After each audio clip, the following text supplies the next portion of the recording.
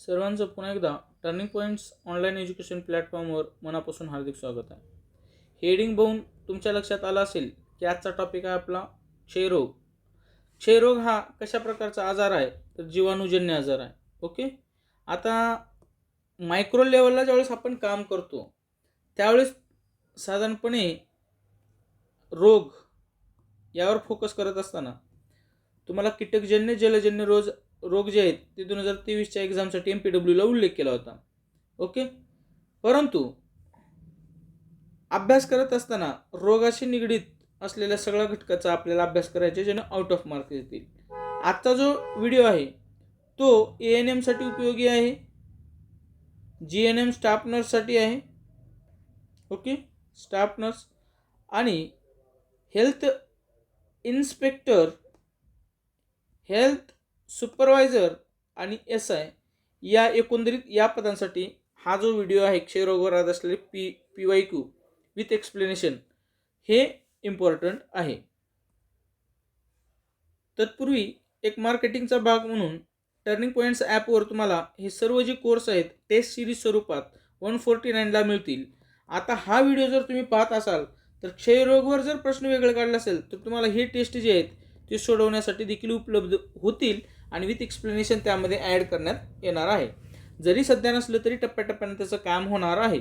एक लक्षात घ्या, अचूक दिशा मिळवण्यासाठी तुम्ही हे आरोग्य विभाग टेस्ट सिरीज जे आहेत वेगवेगळ्या डिपार्टमेंटसाठी ते नक्की जॉईन करा. सध्या 149 आहे, आगामी काळात 499 आपण नक्की करू. जाहिरात आल्यावर कोणीही जॉईन करतो. ओके.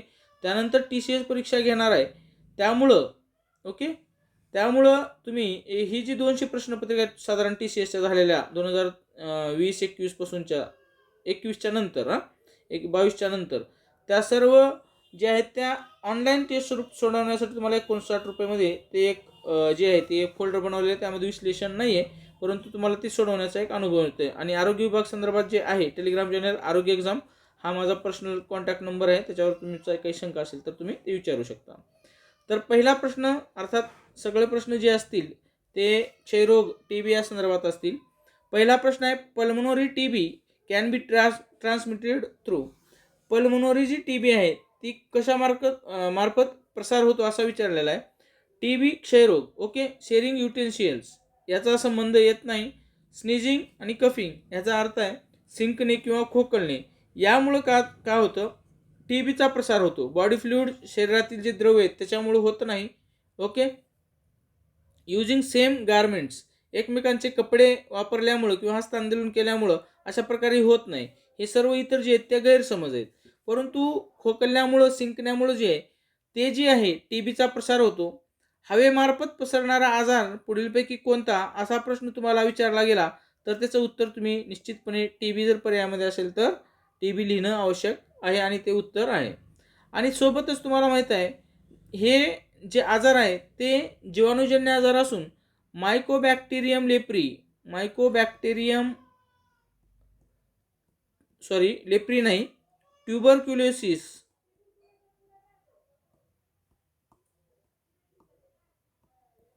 या ज्या जीवाणू आहे त्यामुळं हा आजार होतो. हा आजार संसर्गजन्य आजार आहे.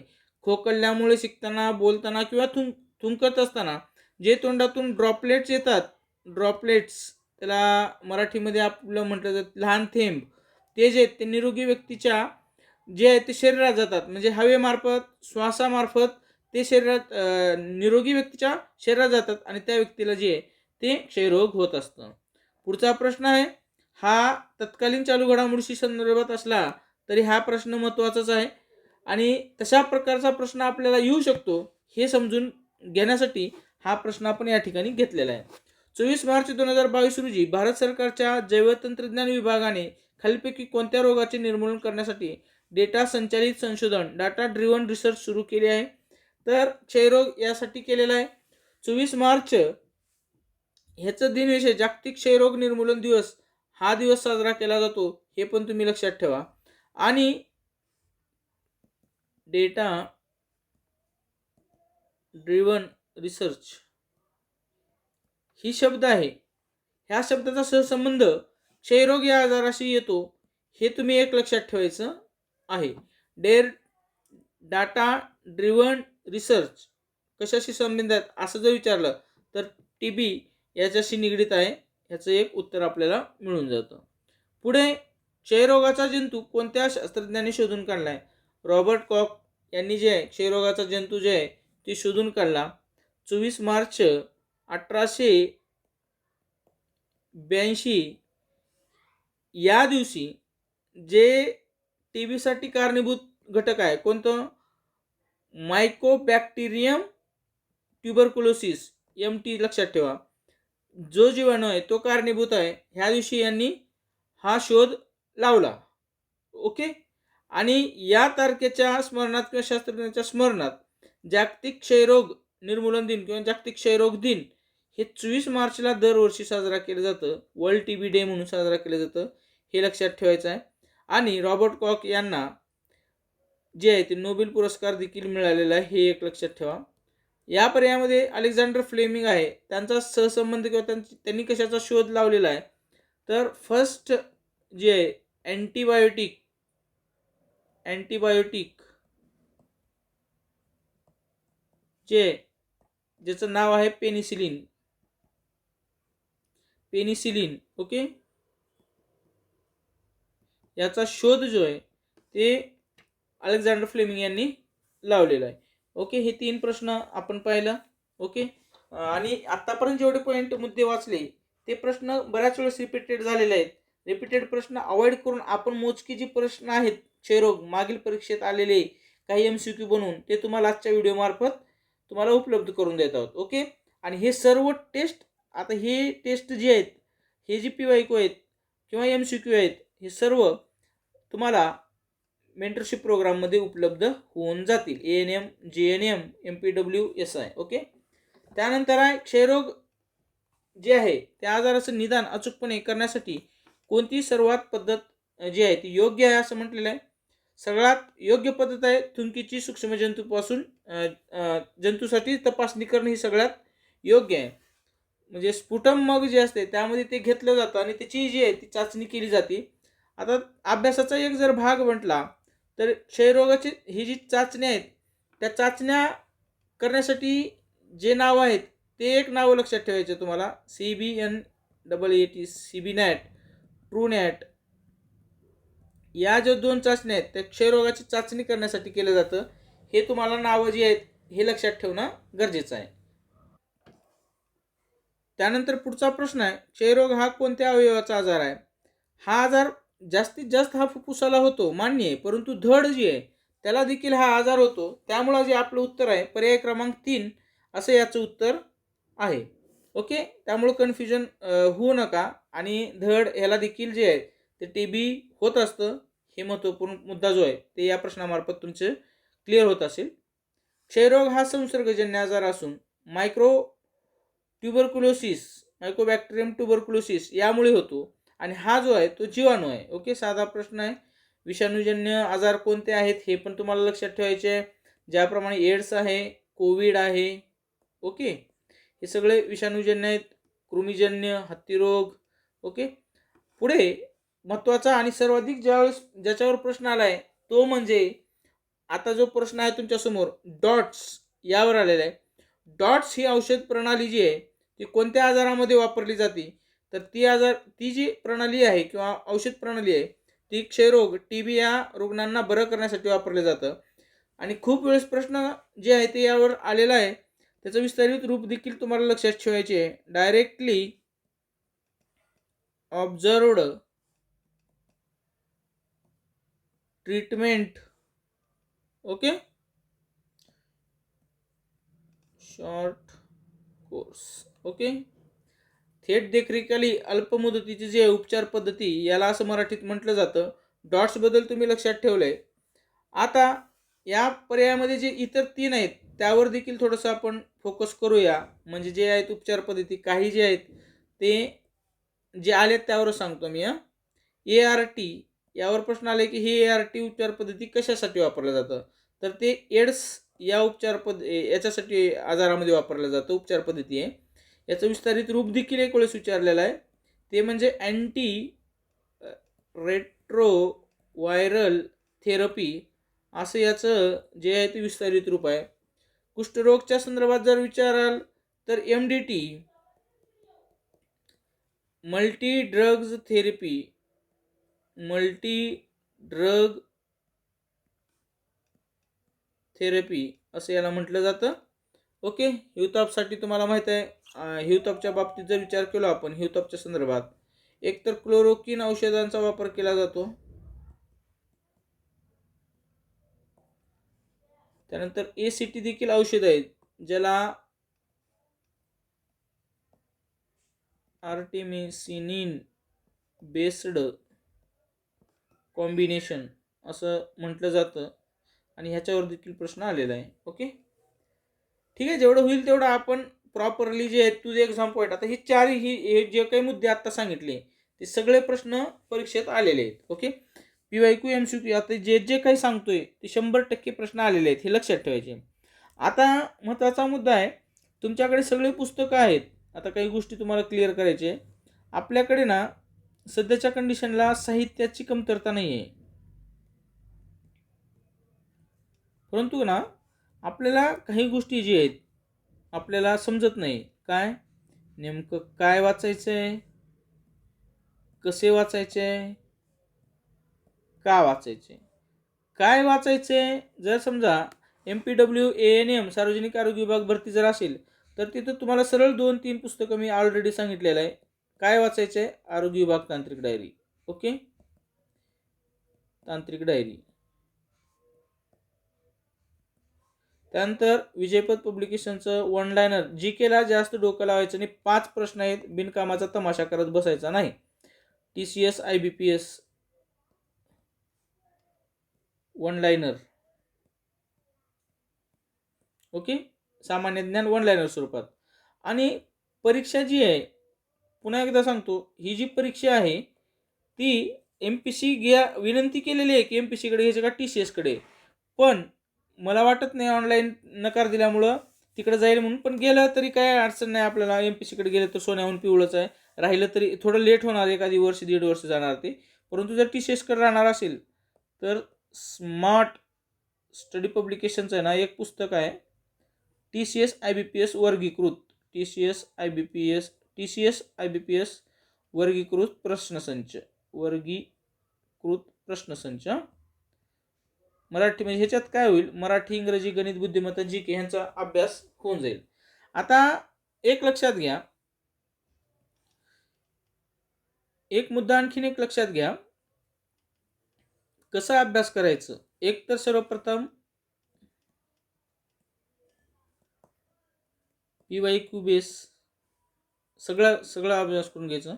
त्यानंतर सिलेबस जे आहे ते पाहायचं आणि त्याच्या संदर्भात हे 2 गोष्टीचा ताळमेळ ठेवून झाल्यानंतर योग्य जी पुस्तकं आहेत ते तुम्ही रेफर करायचं. ओके, समजलं. आता आणि डाटा अनालिसिस, PYQचा डाटा सगळं तुम्हाला उपलब्ध करून दिले ना मेंटरशिप प्रोग्राममध्ये. यूट्यूबवर पण तुम्हाला उपलब्ध करून दिलेलं आहे. मग त्याच्यात काही करायचं काय विषयच नाही, त्याचं डाटा अनालिसिसचं PDF दिलेलं आहे, कसं करायचं हे लक्षात दिलेलं आहे. आणि का करायचे तर तुमचं आपल्याला 4 पैसे कमवायचे आहे. कोणाचे लग्न होत नाही तर सरकारी नोकरी लागल्यावर रांगा लागतात, लग्नासाठी करायचे. ओके, आर्थिक परिस्थिती सुधारायची आहे, स्वाभिमानानं जगायचे. आपल्याजवळ काही असेल तरच लोक किंमत देतात, हे तुम्हाला आता कळून चुकले, बरोबर. नाही तर 4 पैसे नसेल तर आपल्याला कुणी उभं करत नाही, घरच्या घरीच देखील आपलं कुणी ऐकत नाही जर आपण बेरोजगार राहिलो तर. ओके, तर ह्यासाठी काचं उत्तर ते तुम्हाला माहिती आहे, आम्ही सांगायची गरज नाही. आता का आणि कसं ह्याचं सगळं मी व्हिडिओ आहे ते 4 2 8 व्हिडिओ बनवलेला आहे. ओके, ठीक आहे, लक्षात घ्या. पुढे 8वा नंबरचा प्रश्न आहे, सध्या देशात दर 3 मिनिटाला 2 व्यक्ती या रोगामुळे मृत्युमुखी पडतात, तर क्षयरोगामुळं जे आहे ते मृत्युमुखी पडत असतात. भारतानं 2025 पर्यंत साध्य तर झालं नाही, परंतु क्षयरोग मुक्त भारत याचं जे ते टार्गेट ठेवलेलं होतं. त्याच्यासाठी डॉट्स उपचार प्रणाली वगैरे ह्या सगळ्या गोष्टी त्यांनी म्हणजे इम्प्रूव्हमेंट करायच्या दृष्टीने केलं होतं, पण सक्सेसफुल झाले नाही अजून. पुढे डॅश डॅश हे TBच्या औषधाचं नाव नाही. ओके, सगळ्यात अवघड म्हणा किंवा काय म्हणायचं म्हणा, परंतु मला काही वेळेस ज्यावेळेस अभ्यास करत होतो त्यावेळेस काही लक्षात राहत नव्हतं. परंतु औषधाची नावं लक्षात ठेवणं गरजेचं आहे. ज्यावेळेस तुम्ही फ्रिक्वेंटली त्याचा उच्चार कराल, लिहाल, त्यावेळेस होईल. यावर एक काम करतो मी, तुम्हाला एक वर्कशीट बनवायचा माझा विचार आहे. मेंटरशिप जे जॉईन करतील त्यांच्यासाठी वर्कशीट बनवायचं आणि आपल्याला पर्याय न देता म्हणजे TB औषधाची नावं, मग इथे 3 असतील 4 असतील तुम्हाला आठवतील ती 4 नावं लिहायची. म्हणजे मेमरी म्हणजे आपलं सिल्ली मिस्टेक नाही झालं पाहिजे ह्या दृष्टीने असं काहीतरी चालू आहे. आता हे बरेच दिवस चालू होतं, परंतु TBच्या बाबतीत मी करणार आहे किंवा 1 लाईनर देऊन त्याचं उत्तर डायरेक्ट लिहायचं असं काहीतरी वर्कशीट करायचं विचाराधीन आहे. प्रॉमिस करू शकत नाही, पण केलं तर तुम्हाला नक्कीच दिसेल. ओके. त्यानंतर पुढचा प्रश्न आहे ती औषधाची नावं. हे बघा, सिट्रिजिन हे औषध नाही आहे. बाकी रिफिमसिन, पायरिझिनाइड आणि आता ॲक्च्युली ह्याचं मिस्टेक झालेलं आहे. ह्याचं जे नाव आहे स्ट्रेप्टोमायसिन.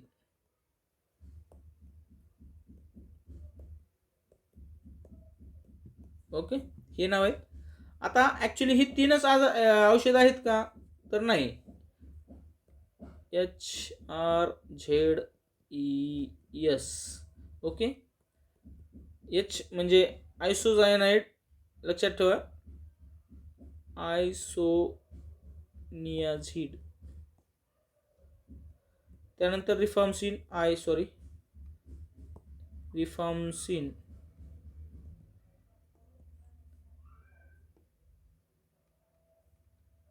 त्यानंतर P. यूट्यूबवर तुम्ही गुगलला सर्च केल्यानंतर तुम्हाला HRZES हे शॉर्ट फॉर्म दिसेल. त्यानंतर पायरॅझिनामाइड,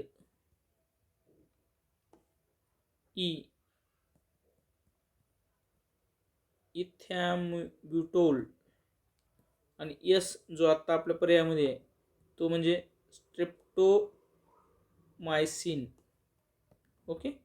अशा प्रकारचे जे आहेत ते औषधं जे आहेत ते त्यामध्ये TBच्या उपचारासाठी वापरलं जातं. ओके, ठीक आहे. यांचे महत्त्व वगैरे जे आहे ते आपण पुस्तकामध्ये पाहिलेलंच आहे. आरोग्य विभाग तांत्रिक कार्याची 6वी आवृत्ती आहे, त्यामध्ये ते तुम्हाला अवेलेबल करून दिलेल्या चार्टमध्ये. ओके, प्रश्न स्वरूप समजलं असेल. त्यानंतर स्पुटम मग म्हणजे काय, हे थुंकीचे भांडे आहे. स्पुटम मग काय, हे थुंकीचे भांडे. याचा वापर जे आहे, आता जे क्षयरोग आहे, एखादी TB रुग्ण आहे किंवा फुफ्फुसाचा संसर्ग झालेला एक रुग्ण आहे, त्याच्या थुंकीमधून हवेत जंतू पसरू नये, हवेत जे आहे ते जंतूचा प्रसार होऊ नये म्हणून त्यांना थुंकण्यासाठी एक विशेष झाकण असलेलं भांडं दिलं जातं. त्याला स्पुटम मग थुंकीचे भांडे म्हटलं जातं. ओके, लक्षात आलं असेल. हे प्रश्न डिफिकल्ट होता, त्या परीक्षेला आला होता, तर त्या पोरांना समजलं नाही आणि काही मुलांचा एक मार्क गेला होता. परंतु ते आपल्या मेंटरशिप प्रोग्राममध्ये टेस्ट होताच, ठीक आहे, जाऊ दे. परंतु आरोग्य विभाग तांत्रिक डायरी पुस्तकामध्ये ते ऑलरेडी मेन्शन केलेलं होतं, डायग्राम दाखवून दाखवलेलं होतं. पुढे आहे 11 नंबरचं. स्ट्रेप्टोमायसिन हे प्रतिजैविक खालीलपैकी कोणत्या रोगावर उपचारासाठी विशेष प्रभावी आहे? क्षयरोग. बघा, असं म्हणजे प्रश्न कसा विचारला, फिरून विचारला ना, बरोबर. तर आणि ह्या स्ट्रेप्टोमायसिनचा विचार केलं तर पहिले प्रभावी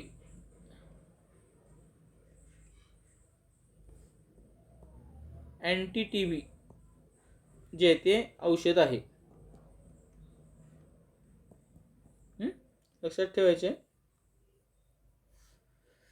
पुढे TB मध्ये डॅश औषधांच्या वापराने कर्ण बदलता येते. जर एक्सेस वापर झाला तर हे जे स्ट्रेप्टोमायसिन आहे त्यामुळे कर्ण बदलता जी आहे ती येत असते.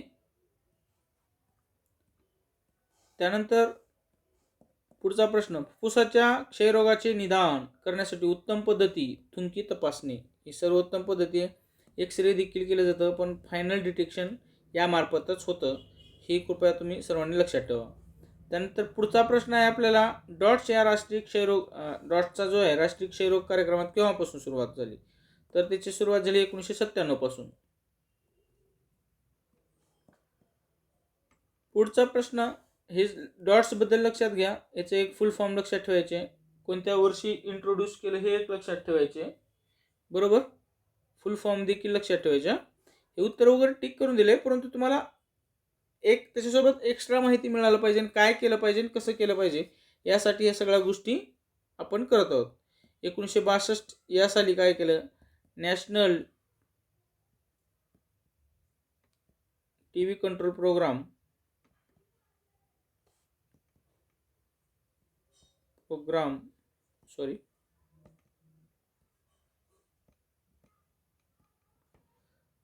सुरू करण्यात आला, परंतु ते काही एवढं सक्सेसफुल झालं नाही. ओके. त्यानंतर 1962च्या नंतर 1952ला जे RNTCP ह्याचं विस्तारित रूप विचारलेलं आहे, त्याला काय म्हटलं जातं इंग्रजीमध्ये, रिवाइज्ड नॅशनल ट्युबरक्युलोसिस, शॉर्टमध्ये लिहितो टीबी कंट्रोल प्रोग्राम. त्याच्यावर विस्तारित रूपावर आलेलं आहे. ओके. हे सुरू केलं. त्यानंतर डॉट्सची उपचार पद्धती आहे ती इंट्रोड्यूस करण्यात आली 1997 पासून. ओके. टीबी हा भयानक आजार असतो, औषधाला जर प्रतिसाद नाही दिला तर माणसाचा जो आहे मृत्यू अटळ आहे, ही एक लक्षात ठेवायचं. आणि पुढे काय झालंय, एक जी राष्ट्रीय कार्यक्रम आहे टीबीच्या संदर्भातचा, त्याचं नामकरण करण्यात आलेलं आहे, नामकरण. आणि हा जो नामकरणाचा जो प्रश्न आहे तो कंबाईनच्या परीक्षेत आला होता बरं का, कंबाईन MPCच्या परीक्षेमध्ये, करंट अफेअर्सशी निगडीत असलेलं. त्याचं जे आहे ती NTEP असं आहे, जे ते नाव केलं होतं 2020 साली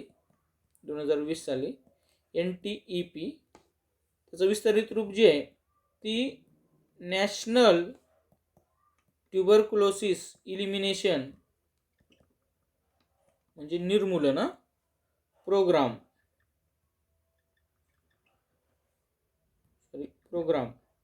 म्हणजे काय, राष्ट्रीय क्षयरोग निर्मूलन कार्यक्रम, अशा प्रकारे त्याचं विस्तारित रूप आहे. पुढे हे जे आहे, तर तुमच्यापैकी आरोग्य विभाग करत पोलीस भरती कुणी करत असेल माहीत नाही, परंतु तुमचं भाऊ बंधू कुणी असेल करणारं, तर त्याला 100% पोलीस भरतीच्या संदर्भात जे पुस्तक आहे, म्हणजे आता 2025ला जे पेपर झाले होते 25 आणि 26ला, त्याचं सगळं म्हणजे पुस्तक चांगलं आहे, मी स्वतः देखील पाहिलेलं आहे. 100% विश्लेषणसह आहे. आणि नुसतं प्रश्नपत्रिका पाहिजे असतील तर ती हे. आणि यासोबत तुमच्या बंधू भगिनी कुणी असेल त्याला टर्निंग पॉईंट्स ॲपवर सांगा, आता काही दिवसात मोफतच टेस्ट सिरीज जी आहे त्या पोलीस भरती चालू करायचा विचाराधीन आहे. ओके. पुस्तकासाठी हे पुस्तक योग्य आहे, तुम्ही घेऊ शकता. पुढे आहे MDR TBचा लॉंग फॉर्म काय, मल्टी ड्रग रेजिस्टंट. ओके. हा रिपीटेड प्रश्न असून खूप वेळेस तो प्रश्न आलेला आहे, हे लक्षात ठेवायचे आहे. ओके. त्यानंतर डॉट्स प्रणालीमध्ये सर्वात महत्त्वाचे स्थान कोणाला दिलं जातं, डॉट्स प्रणालीमध्ये रुग्णाला दिलं जातं, जो क्षय रुग्ण आहे त्याला दिलं जातं. Directly observe treatment short course. क्षयरोगात समाजामध्ये असणारा गैरसमज. ओके. क्षयरोग अनुवंशिक आहे, फक्त गरिबांना होतो, क्षयरोग फक्त श्रीमंतांना होतो, हे सगळे जे आहेत ते गैरसमज आहेत, लक्षात ठेवा. पुढे क्षयरोगाचा सर्वसामान्य नेहमीचा प्रकार पुढीलपैकी कोणता, सर्वात जास्त जे आहे फुफ्फुसाला क्षयरोग होतो, त्यामुळे सर्वसामान्य नेहमीचा प्रकार जो आहे आपल्या चर्चेत असणारा किंवा नेहमीचा जो आहे जास्तीत जास्त होणारा तो म्हणजे फुफ्फुसाचा क्षयरोग, हे एक लक्षात आलं असेल. प्रश्नाचे पॅटर्न समजून घ्या. पुढे कोणत्या औषधांना प्रतिकार निर्माण झाल्यास MDR घोषित केला जातो, म्हणजे MDR केला जातो. MDR ज्यावेळेस केलं जातं ते ह्या 2 औषधे आहेत, रिफाम्बिसिन आणि INH, ह्या दोन्ही औषधाला जर त्यांनी विरोध केला, म्हणजे त्या रुग्णानं त्याच्यावर प्रतिकार म्हणजे रिकव्हरी झाली नाही, तर 101% तो जो आहे तो रुग्ण जो आहे तो MDR multi drug resistance TB असलेला रुग्ण डिक्लेअर केला जातो, मल्टी ड्रग रेजिस्टन्स असलेला रुग्ण. ओके. लक्षात घ्या कशा प्रकारे प्रश्न आहे. कोणत्या व्यक्तीला क्षयरोग होण्याची जास्त शक्यता असते, HIV पॉझिटिव्ह रुग्ण. एखाद्याला जर समजा TB झाली असेल तर त्याची HIV टेस्ट केली जाते. ओके. आणि एखाद्याला TB झाली असेल तर त्याची HIV केली जाते, आणि एखाद्याला HIV झालं तर TB व्हायचे चान्सेस जास्त राहतात, असं या प्रश्नातून आहे. आणि हे जनरल जे आहे ते गणित आहे. ओके. त्यानंतर बंगळुरू येथे कोणत्या साली राष्ट्रीय क्षयरोग संस्थेची स्थापना करण्यात आली, त्याची स्थापना ही 1959 साली बंगळुरू या ठिकाणी करण्यात आलेली आहे, लक्षात ठेवा. त्यानंतर पुढे नॅशनल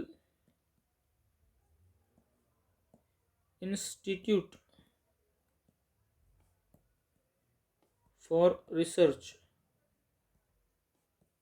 इन TB, म्हणजे आता ट्युबरक्युलोसिस लक्षात आहे, हे कुठं आहे, हे चेन्नईला आहे. ओके, लक्षात आलं. लक्षात ठेवा. संस्था. क्षयरोगाचे लक्षण पुढीलपैकी कोणते आहेत. आता ही संध्याकाळी बारीक ताप येतो ही आहे, परंतु वजनात घट ही जी आहे प्रमुख लक्षण आहे, हे लक्षात ठेवा.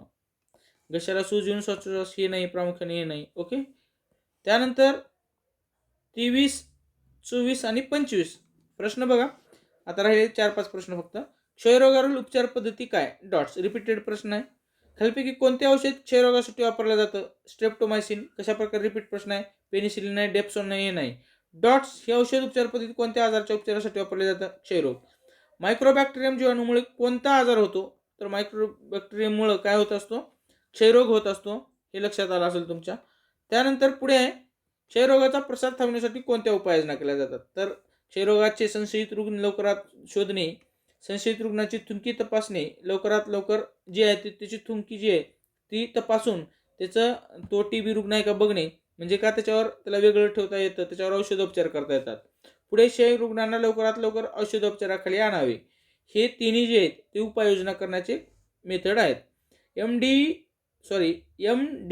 TB होऊ नये यासाठी कोणती काळजी घेतली पाहिजे, जे ज्यावेळेस इनिशियल स्टेजला TB असतो त्यावेळी जो औषधोपचार केला जातो तो पूर्ण देखरेखीखाली केला पाहिजे आणि ठरलेल्या प्रमाणे जे औषध गोळ्या दिलं जातं ते घेतलं पाहिजे. आपण त्यावेळेस कमी झाले, परंतु जो काही कोर्स दिला 4 महिन्याचा औषध, 5 महिन्याचे, त्या सगळ्यात त्या कालावधीला जे आहे तो आहे ना, तो औषधोपचार देखरेखीखाली पूर्ण केलं पाहिजे, तरच MDR बाधित TB रुग्ण होत नाही. MDR बाधित TB रुग्ण झालं तर, आणि त्यानंतर पुढे XDR आहे. XDR म्हटलं तर 100% मृत्यू, डेथ. एकदा XDR झाला की डेथ. MDR झाला तर ते देखील डेथचं प्रमाण जास्त आहे. म्हणून TB रुग्णाला औषधोपचार ही जे आहे वेळोवेळी ठरल्याप्रमाणे पूर्ण करणं गरजेचं आहे. कुणी जर आसपास तुमच्या असेल तर त्याला, किंवा म्हणजे कुटुंबामध्ये, जसं माझ्या कुटुंबामध्ये बी होतं, परंतु ते औषधोपचार रेग्युलर केल्यामुळं ते TB रिकवर झालं. ओके, लक्षात घ्या. TB हा म्हणजे काय, बरा होणारा आजार आहे, त्यामुळे घाबरून जायची गरज अजिबात नाही. त्यानंतर डॉट्सचे पूर्ण रूप परत एकदा, directly observe treatment short course. आता परत रिपीटेड आहे. महाराष्ट्रात TB रुग्णाचे हॅन्सन मिरवणूक कुष्ठधाम कुठे आहे, तर सातारा वेळू या ठिकाणी ते आहे. ज्वर, खोकला, अशक्तपणा, श्वास लागणे, बलगम आणि थुंकीमधून रक्त पडणे ह्या कोणत्या आजाराचे लक्षण आहेत, हे सर्व क्षयरोगाचे लक्षणं आहेत. ओके, कशा प्रकारे आजारावर लक्षणं जे आहेत त्या आजाराचे लक्षात येते. कोणत्या रोगाचा प्रसार हवेमार्फत होतो, क्षयरोगाचा. डॉट्स अंतर्गत कॅटेगरी 1 इंटेन्सिव्ह फेज किती महिन्याचा असतो, तो 2 ते 3 महिन्याचा असतो. क्षयरोगाचा जंतू कोणत्या शास्त्रज्ञाने शोधला, रिपीटेड प्रश्न, रॉबर्ट कॉक. त्यानंतर जगात केलेल्या एका पाहणीनुसार बहुतांश प्रौढ व्यक्तींच्या आजारपणाचे व मृत्यूचे मोठे कारण हे क्षयरोग आहे. पुढे आहे, TB बाधित गरोदर मातांना कुठले TB प्रतिबंधक औषध देऊ नये. आता TB बाधित गरोदर, स्ट्रेप्टोमायसिन हे जे आहे प्रेग्नंट महिलेला दिलं गेलं नाही पाहिजे, लक्षात ठेवा. खालीलपैकी कोणत्या प्रकारचा TB कोणत्याही औषधाला दाद देत नाही, TDR TB. Okay, total resistance, XDR नाही बरं का, सॉरी, मागच्या वेळेस सांगितलेलं. टोटल ड्रग रेजिस्टन्स याला असं म्हटलं जातं. XDR पण आहे. ओके, ले डेंजर आहे. हे दोन्ही जे आहेत ते नंतरचे. थुंकीतून रक्त पडणे हे कोणत्या रोगाचे लक्षण आहे, क्षयरोगाचे लक्षण आहे. ओके सर, अशा प्रकारे क्षयरोग झालं. आरोग्य विभाग तांत्रिक डायरीमध्ये तुम्हाला असा एक मोठा चार्ट दिलेला आहे. त्या चार्टचे सगळ्या ह्याच्यावर पॉईंट जे आहे ते कव्हर केलेले आहे. आता मेंटरशिप प्रोग्राममध्ये हे जे आत्ता उल्लेख केलेले आहेत हे सगळे PYQ प्लस MCQ असे एकूण 4 टेस्ट 10 प्रश्नाचे असे 40 प्रश्न होणार आहेत. 100% विश्लेषण त्याचा देणारा सध्या जरी नसले तरी तुम्हाला टेस्ट सोडवायला मिळून जातील. पुस्तक वाचा, टेस्ट सोडवा, आणि टेस्ट सोडवून चुकलेल्या प्रश्न कोणते होते ते परत पुस्तकात बघा. अशा प्रकारे परफेक्शन आणा आणि कमी कालावधीमध्ये नोकरी लागेल यासाठी प्रयत्न तुम्ही नक्की करा. काही सूचना असतील तर हा जो नंबर आहे त्यावर तुम्ही व्हॉट्सअप करू शकता, 89 99 56 13 13. चला, व्हिडिओ आला तर नक्की शेअर करा, सबस्क्राईब करायला विसरू नका. Thanks for watching this video.